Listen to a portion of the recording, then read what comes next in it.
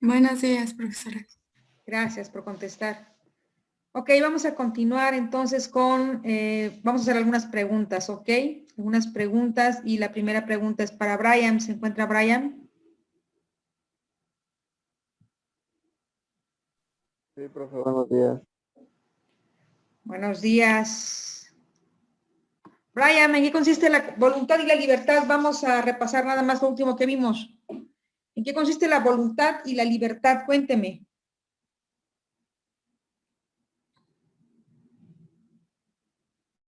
Pues para mí la libertad sería el tomar decisiones ¿cómo decir?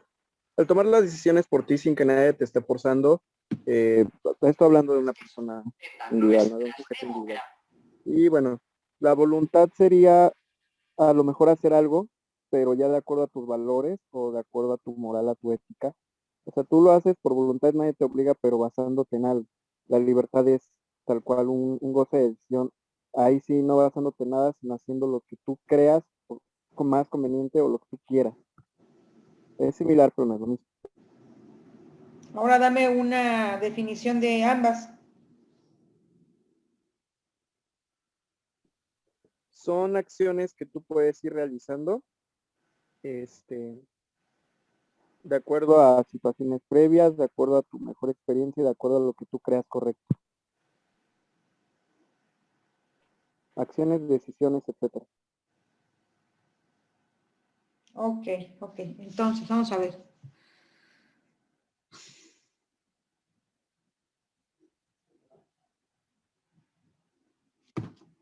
La libertad efectivamente en decidir o realizar o no los actos de los cuales no tenemos o tenemos control, ¿correcto?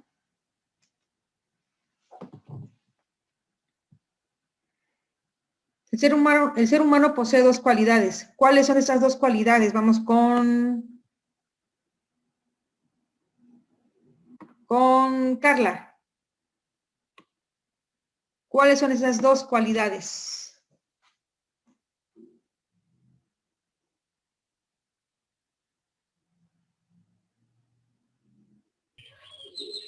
Um,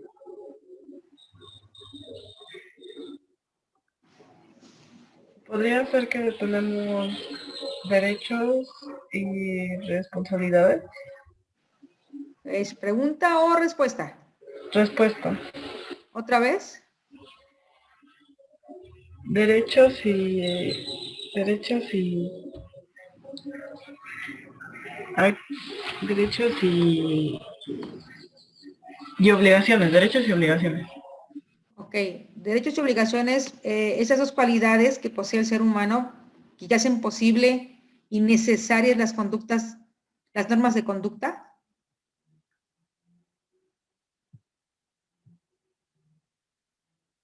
La primera es la razón o la inteligencia, lo vimos la clase pasada, lo que permite conocerlas. Y la segunda, la voluntad libre, que le da la facultad de acatarlas, pero también de desobedecerlas. Y aquí es donde entra el libre albedrío, ¿correcto? Ok. ¿En qué caso hipotético serían necesarias las normas para la especie humana? Daniela.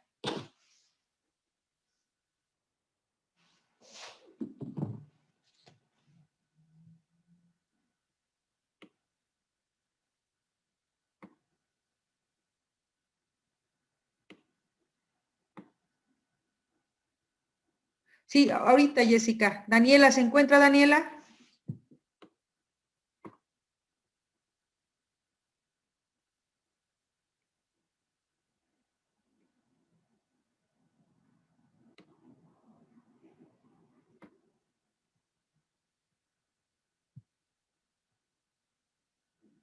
O sea, ¿no puede usted hablar?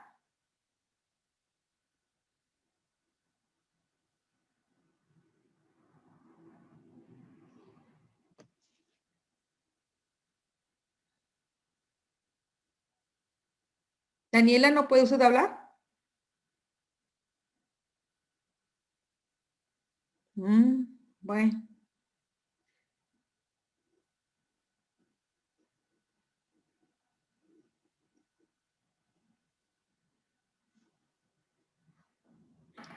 ver, Daniela, escribe entonces.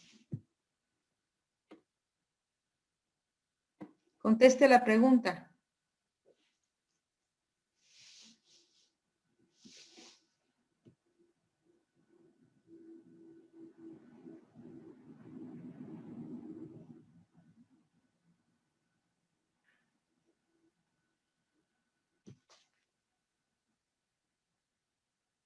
Nada más que un favor, no se tarde mucho porque pues, el tiempo es oro.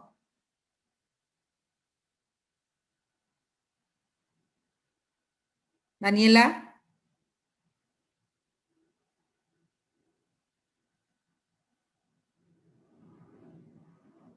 Bueno. ¿Quién alzó la mano de ustedes, jóvenes?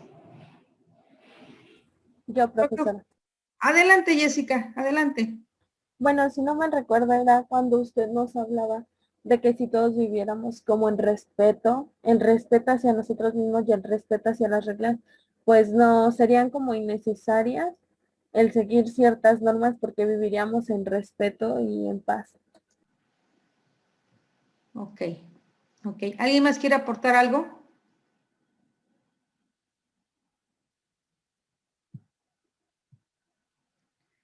Ok, si su conducta estuviera fatalmente determinada, entonces serían innecesarias las normas para la especie humana, ¿correcto? Ahora, ¿en qué consistían o consisten las teorías conductistas? Sí lo vimos, ¿verdad? Las teorías conductistas. ¿O no lo vimos?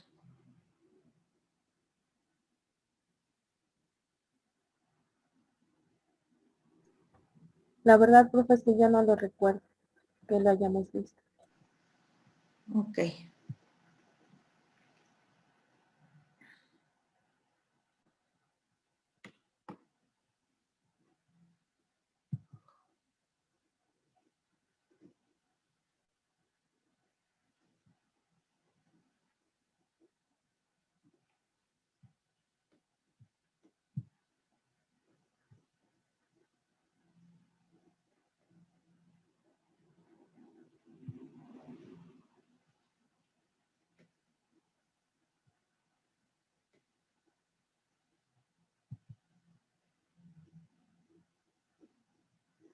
A ver, vamos a ver. Vimos la sociedad, vimos la objetividad de la sociología y fue lo último. Ok, correcto. La objetividad de la sociología. Bueno, ahora vamos a ver esta otra. Ah, quedamos en que alguien iba a exponer. ¿Quién es la que va a exponer? Yo, profa, Michelle. Ok. ¿Tiene su presentación? Adelante, exponga usted. Sí.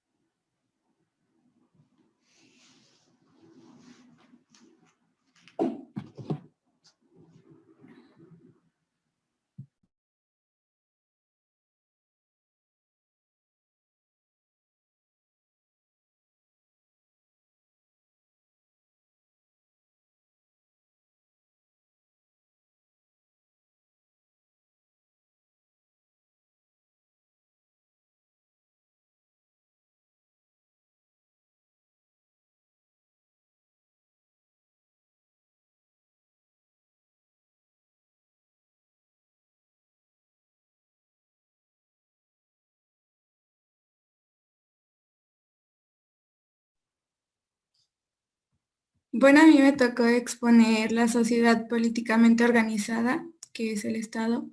Es el tema 8.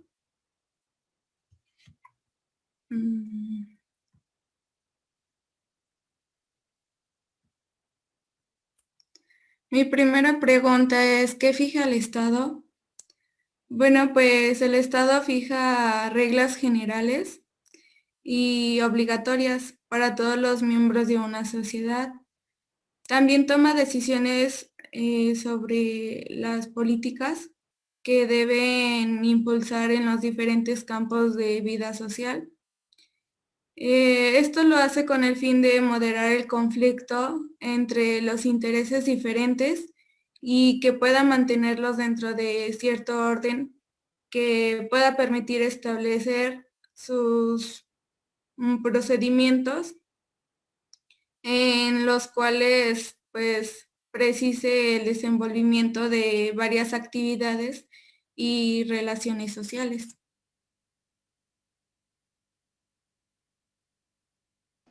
Ok, la sigo escuchando, ¿eh? Sí. Mi segunda pregunta es, ¿qué afirma Max Weber sobre el Estado? Bueno, pues afirma que el Estado es el espacio geográfico con la única capacidad para imponer un orden en forma justificada y reconocida. Y pues nos decía que esta forma fue reconocida como válida por los habitantes del espacio geográfico. Y pues nos dice que para el manejo socialmente fue autorizado a la fuerza y la capacidad de sanción para quienes violan el orden social. También nos decía que el individuo se ve afectado por otro en sus derechos o en sus intereses, no puede castigar con sus propias manos al que lo agredió y que debe acudir a algunas agencias estatales.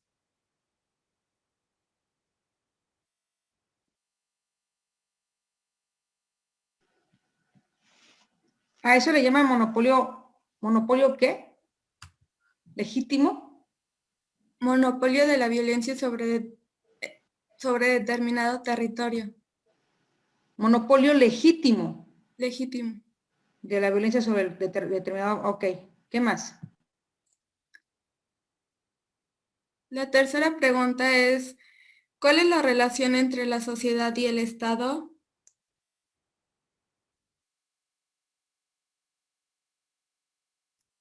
La premisa básica en existencia de una división, la esfera privada y la esfera pública. Pues en la premisa básica es que el Estado y la sociedad están entretejidos y que se influyen y se afectan mutuamente y abarcan diferentes diferencias en la vida social. Y también nos dice que el Estado moderno es la existencia de una división de la vida social en dos esferas separadas. La primera esfera es la privada y la segunda es la pública. Se podría decir que la esfera privada es la sociedad civil y se refiere al ámbito de las actividades de relaciones sociales básicas y personales. También entra ahí las económicas, de la vida familiar y las creencias. También su reproducción de bienes y los satisfactores de supervivencia de los humanos. En la pública abarca las relaciones y las prácticas de la vida colectiva, donde los miembros de una sociedad se desarrolla como miembro de una comunidad política, donde el sujeto es un conjunto de derechos comunes que lo contienen en el ámbito de intereses y actuaciones de todos, y está regulado por reglas generales objetivas y obligatorias para los gobernantes y gobernados. También se distinguen, gracias a la propia acción, el Estado que a través de reglamentos son los que establecen las reglas y las normas legales.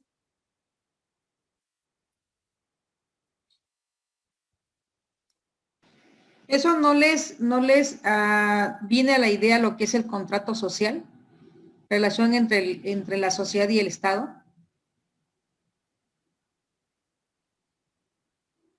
Un acuerdo implícito en quién está en la esfera privada y quién está en la esfera pública, y los dos automáticamente son necesarios. Bueno, continúa, Michelle, gracias. La pregunta 4 ¿cuáles son las... Uy, no se ve.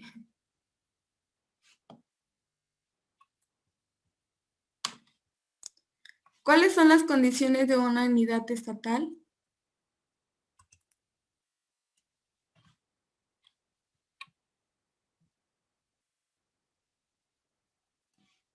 Son 3 elementos o condiciones de la existencia del Estado: territorio, pueblo y poder. El territorio nos dice que es el ámbito de la dominación geográfica en el cual dentro de su comunidad organizada ejerce un poder exclusivo, y que para el nacimiento del Estado su pertenencia fue formada por el poder y la dominación, y como primer elemento de identificación. El pueblo es el conglomerado del humano, y que se refiere únicamente a quienes habitan el territorio del Estado. Y también en los cuales disfrutan los derechos políticos y que tienen la facultad de intervenir en las organizaciones de la vida del pueblo y pues también de la nación. También nos decía que el Estado moderno, donde se denomina el Estado-nación, y su territorio es la Casa de la Nación, en los cuales estos territorios generales fue unido por la raza, el lenguaje, la cultura y un conjunto de creencias y lapsos naturales.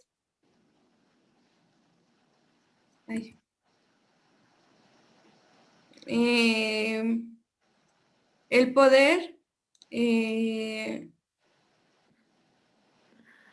Estado se concreta en una sola instancia de decisiones políticas, que por un poder autónomo frente a los poderosos intereses económicos fue un territorio nacional, y que el Estado posee las facultades para dictar normas y obligar al conjunto de naciones a su cumplimiento, y que ejerce las funciones de protección y orden social. También procede del pueblo o nación, de manera que se puede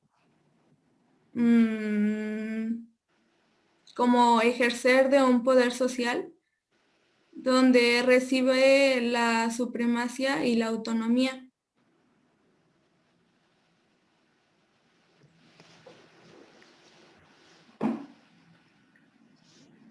La pregunta 5 fue: ¿cómo se le llama al conjunto de normas fundamentales del Estado?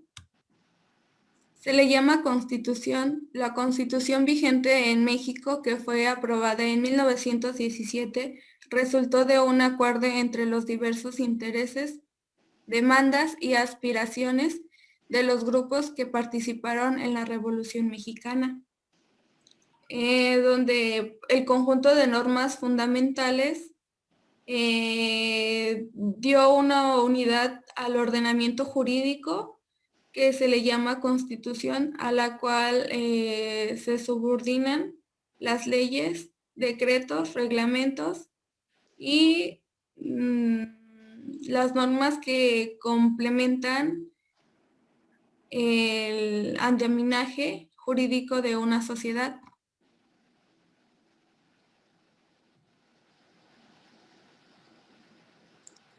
¿Qué es la legitimidad? Es un atributo de las exigencias de una ciudadanía. En este atributo es del poder que lo vincula con los ciudadanos, quien los otorgan o no su reconocimiento y respaldo. Esta no solo es algo que se gane de una vez y para siempre, sino que se tiene que actualizar con el tiempo y reproducirse las leyes y se aplican concretamente. Pero antes de eso también nos decía que se tenían que revisar y se tenían que poner se tenía que poner en función de acuerdo al tiempo que pasara. Y también nos decía que de las nuevas circunstancias que han aparecido en la ciudadanía, también se basaba de eso. También presupone su legitimidad, su apego a la norma o que sea la existencia de un ordenamiento jurídico de conformidad con el cual ejerce el poder público.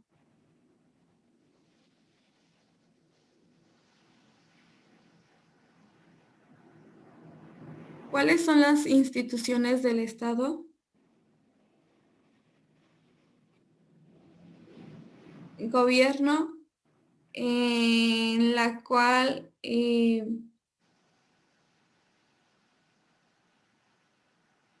gobierno, administración, institutos armados, asambleas representativas y poder judicial.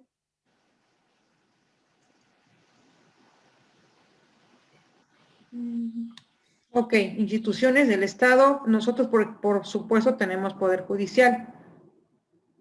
Asambleas representativas, no. Ok, ¿qué más?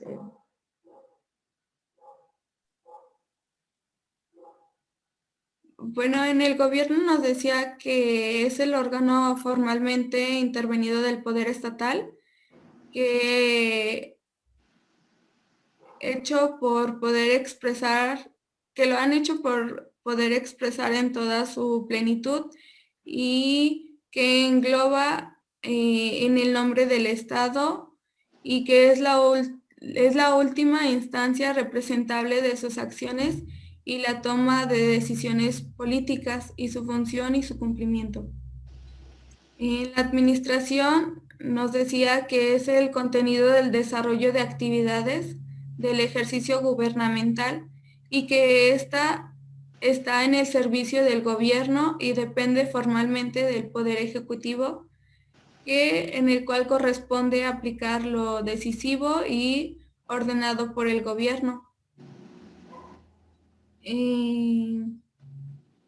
Los institutos armados son los que conforman al Estado y son encargados de administrar, de la administración de la violencia, en el cual el apartado militar comprende el conjunto de unidades, tales como los ejercicios de arma y marina, en el cual constituyen para presentar servicio al Estado en su conjunto y al gobierno, y que puede hacer efectivo los ordenamientos que la ley impone a los individuos para presentar la convivencia social. Y el Poder Judicial es el que tiene el poder, tiene papeles para el Poder Judicial, el cual es el responsable de la realización del proceso para dirimir un conflicto o litigio. También nos dice que es una sociedad diferente donde tiene intereses en los cuales el conflicto que existe en algún tipo de resolución o fin de preservar la convivencia social y cuantas personas reclamen una misma propiedad del individuo se siente violado de sus derechos por otro o cuando alguna de sus partes del contrato y de compromisos establecidos.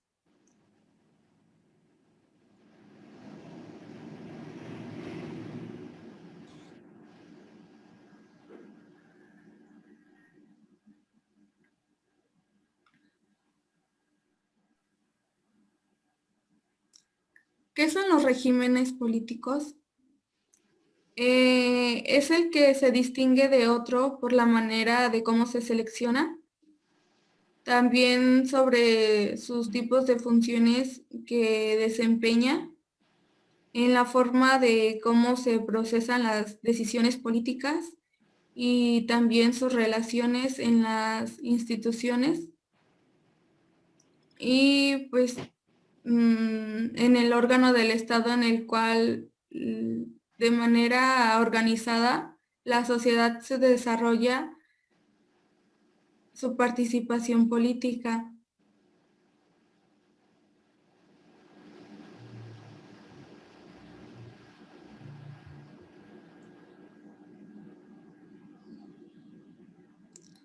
¿Cuál es su objetivo de los mediadores entre la sociedad y el Estado?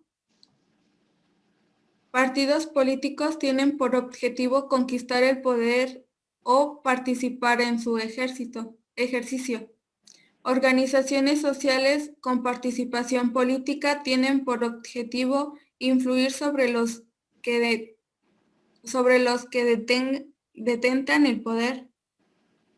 Bueno, pues también nos decía que su objetivo es dotar de canales de expresión política en los diferentes grupos sociales y con el objetivo de servir como intermediario en canales de las instituciones gubernamentales y de distintas fuerzas y posiciones que se encuentran en una sociedad, en las cuales se enlazan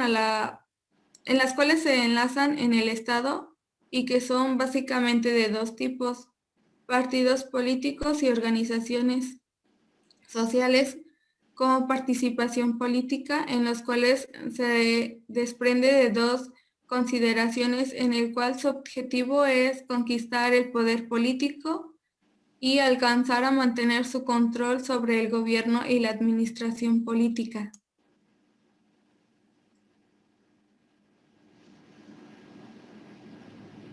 ¿Cuáles son los sistemas de partidos competitivos y los no competitivos? Los competitivos es el sistema bipartidista y sistema pluripartidista. En el sistema pluripartidista es en el cual nace la opinión de la ciudadanía, que está más diferenciada y fragmentada, donde existen dos partidos, en el cual la constitución de una representación es mayoritaria y en la cual la posibilidad de un partido político que gobierna la necesidad de acuerdos con otros. El sistema de partido único, el sistema de partido único y el sistema de partido hegemónico son los no competitivos. El sistema de partido único es en el cual las diferencias internas en una sociedad se consideran secundarias y suelen relacionarse con sociedades en las que existe un gran consenso alertado a una sola fuerza política. Y el sistema de partido hegemónico es el tipo de sistema donde existe una multiplicidad, que hay condiciones efectivas de competencia y se reconoce oficialmente a la operación y el partido en el cual comparte con los otros partidos puestos de mayor jerarquía.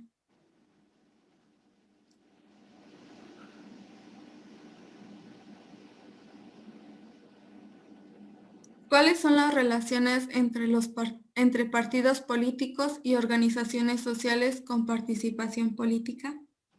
La participación política, un mismo plano de acción, establece relaciones con el fin de acumular fuerzas y pueden ser ocasional y ocurrir solo en el momento de lucha electoral y de movilización social.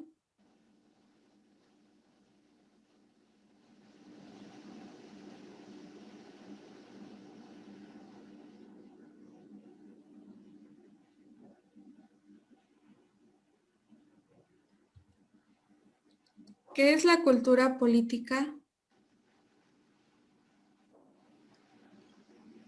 Es el ámbito subjetivo de la política en el cual juega con un papel importante de la manera en cómo efectivamente funcionan las instituciones, en la cual es un conjunto de reglas establecidas y vigentes que tienen encomendadas una serie de tareas y funciones, y parte de la subjetiva de las percepciones es la determinación de la manera de cómo se desenvuelve.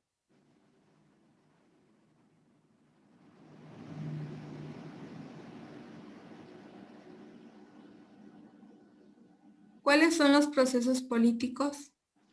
Mejor dicho, ¿cómo son o cuáles son, no? ¿Cuáles son los procesos políticos? Perdón.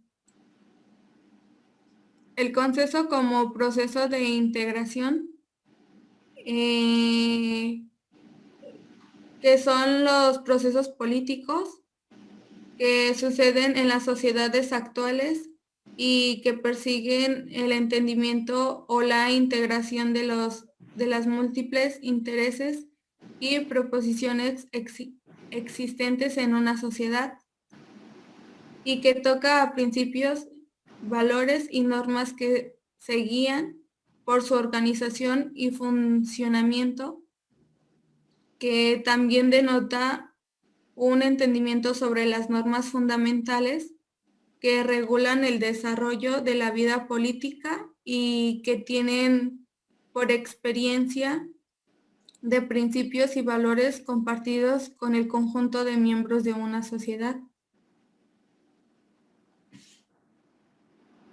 Procesos de lucha política son los procesos políticos que consisten en el poder o la participación del ejército, en la cual tenemos todos los métodos violentos para alcanzar cambios radicales.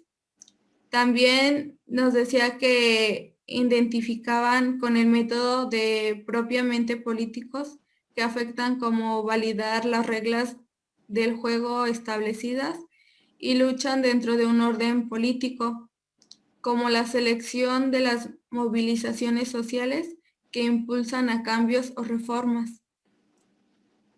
La lucha dentro del sistema es un proceso que existe cuando hay un acuerdo acerca del cuadro general de leyes e instituciones vigentes que también aceptan las reglas establecidas, y denomina también para expresar su resultado a la demanda de un curso, y buscan los políticos encontrar métodos de expresión por tales o menos drásticos. La negociación pública es uno de los mecanismos para la expresión ¿Política o pública? política. Ah, ok. Es uno de los mecanismos para la expresión de los intereses y posiciones con conflicto, que también pueden llegar a acuerdo general de los principios de organización en los cuales consiste un intercambio de argumentos y razones. También nos dice que las negociaciones requieren de equilibrio entre las fuerzas para tener un buen resultado y que no haya imposiciones en los partidos y en los ciudadanos. La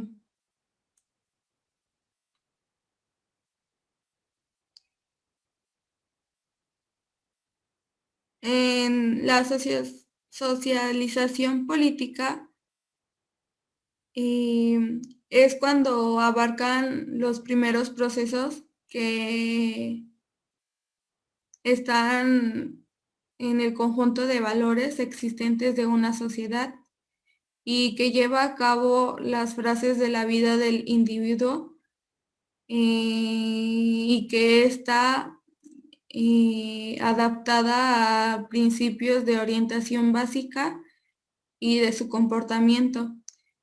También nos transmite valores que suelen dejar huellas importantes en la política.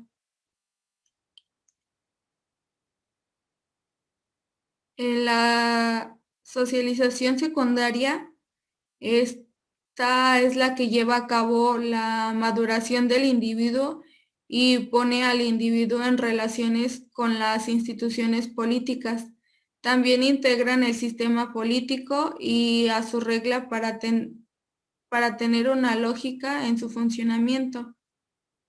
La educación cívica, en la cual la construcción de ciudadanía es una preparación para capacitar a la población y para dar conocimiento de sus derechos y obligaciones como ciudadano.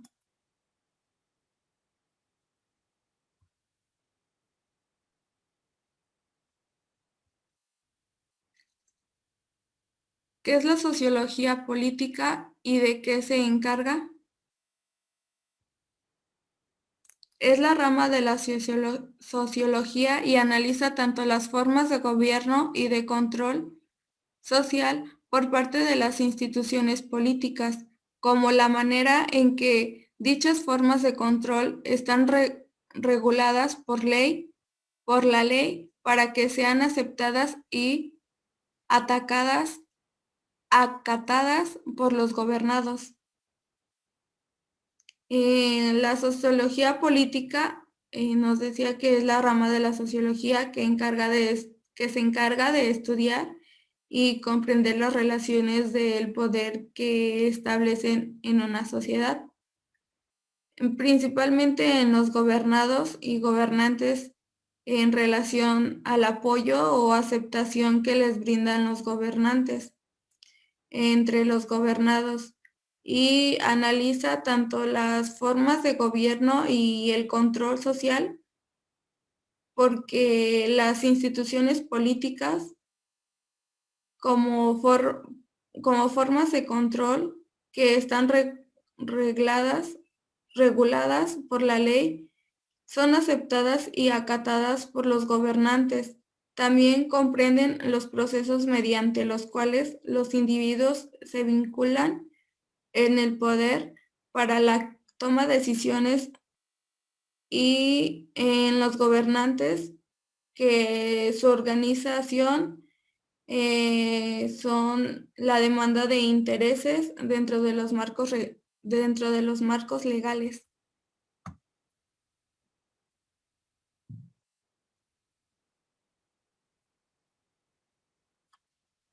Y eso es todo.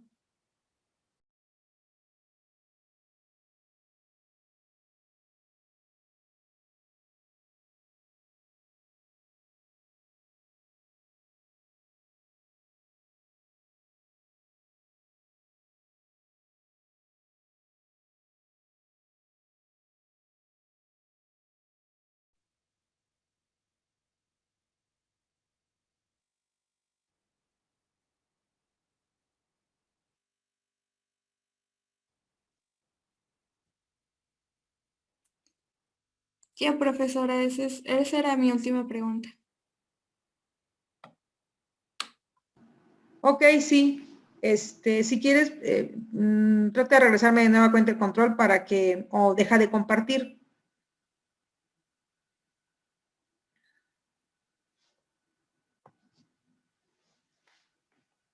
Ok.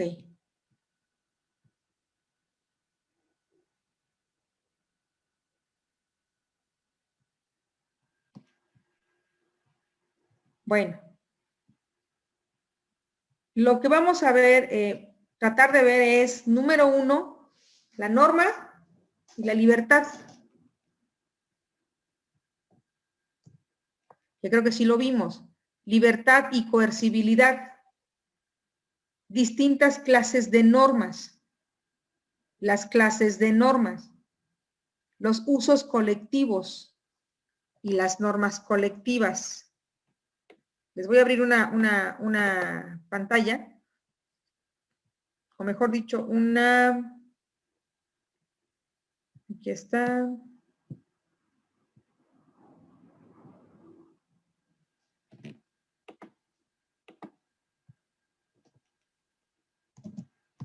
Ahí está lo que vamos a ver. Además de esto, vamos a ver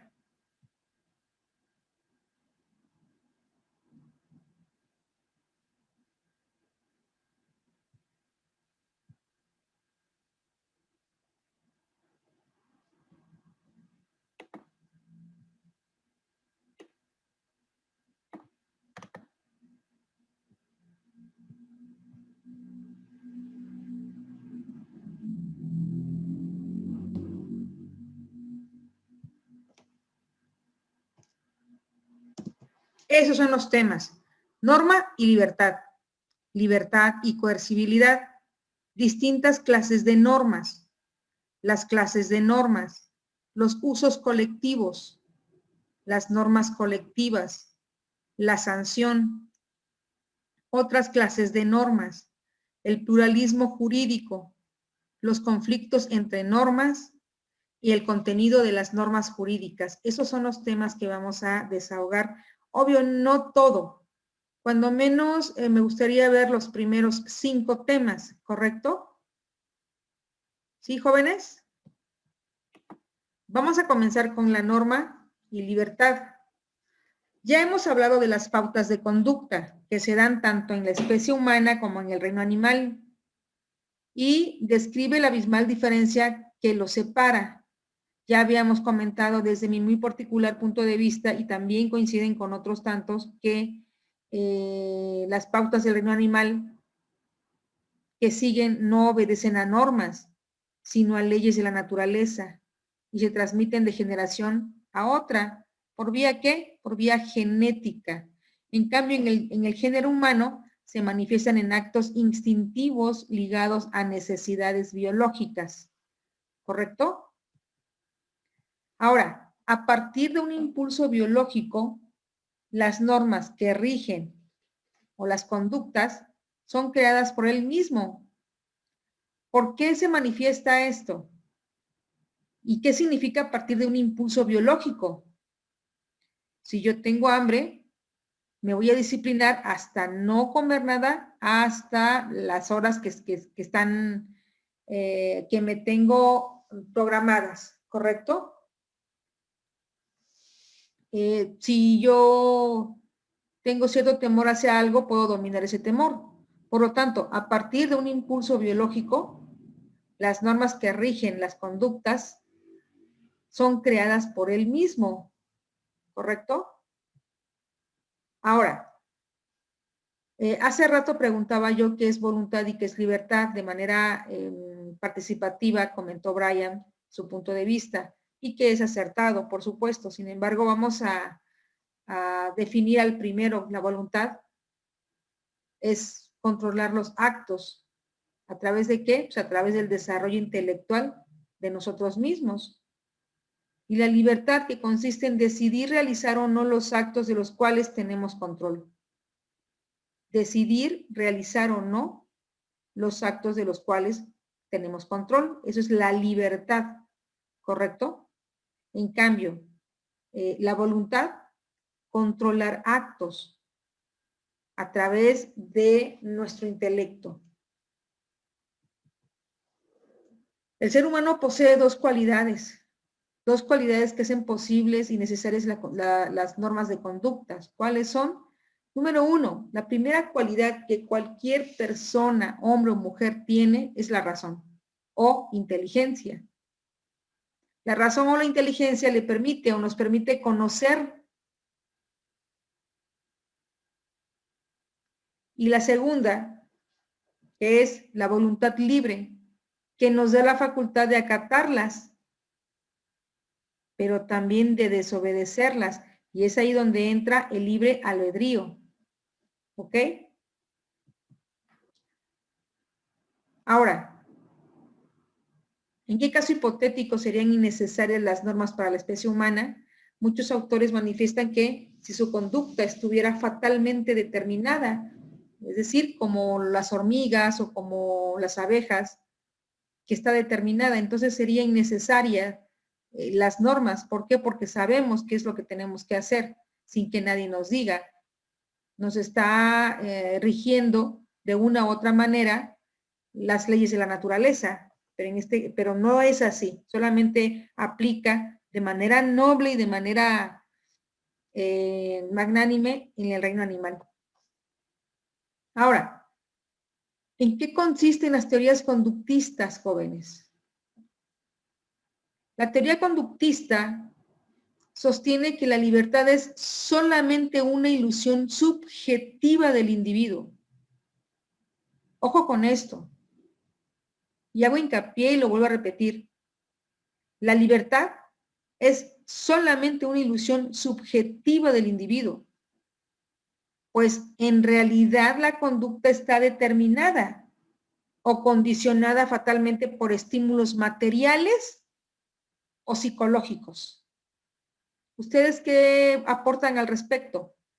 ¿Estará la conducta determinada, condicionada fatalmente por estímulos materiales o psicológicos?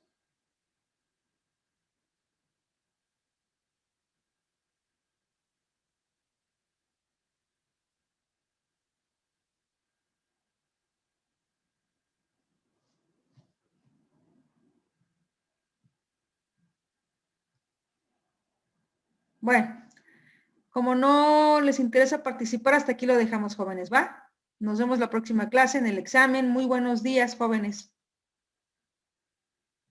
Gracias, profe. Hasta luego y bonito día.